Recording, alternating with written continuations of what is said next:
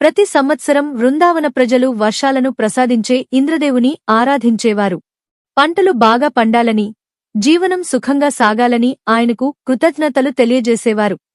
ఒకరోజు బాలకృష్ణుడు గ్రామస్తులను ప్రశ్నించాడు. వర్షం కురిపించడం ఇంద్రుడి కర్తవ్యం మాత్రమే. మనకు గడ్డి, నీరు, జీవనాధారమిచ్చే గోవర్ధన పర్వతానికే కృతజ్ఞతలు చెప్పాలి అని అన్నాడు. కృష్ణుని మాటలు గ్రామస్తుల హృదయాలను తాకాయి.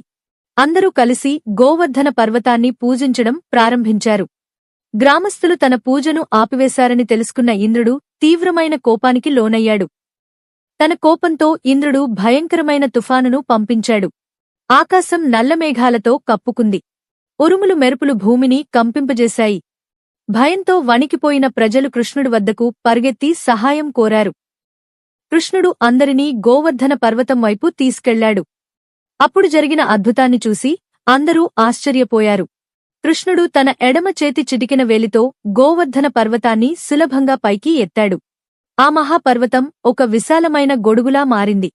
ప్రజలందరూ, పశువులందరూ దాని క్రింద సురక్షితంగా చేరుకున్నారు.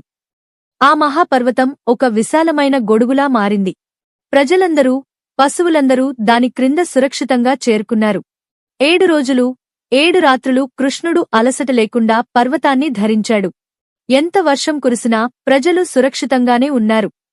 చివరకు ఇంద్రుడికి సత్యం అర్థమైంది. కృష్ణుడు సాధారణ బాలుడు కాదని, పరమాత్మ స్వరూపమని గ్రహించాడు.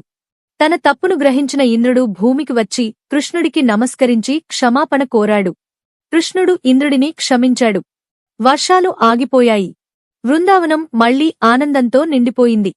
ఈ మహద్భుత లీల జ్ఞాపకార్థం నేటికి దీపావళి తరువాత గోవర్ధన పూజను భక్తులు ఘనంగా నిర్వహిస్తున్నారు. భక్తులను రక్షించే భగవంతుని కృపకు ఇది శాశ్వత చిహ్నం. శ్రీకృష్ణార్పణమస్తు.